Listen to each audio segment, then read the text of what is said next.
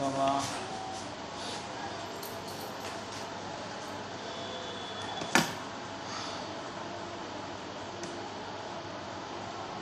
মুট করতে পারো? মুট করো তো বাবা, একটা মুট করো।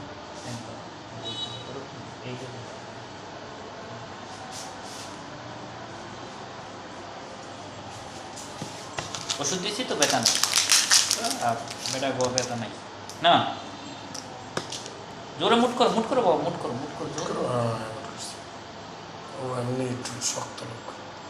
শক্ত তো ভালো, আমার শক্ত এটা তো। এই শেষ, তুমি দেখো তাকাইতে থাকি। আচ্ছা গুড হয়ে গেছে। কেন শক্ত লোক?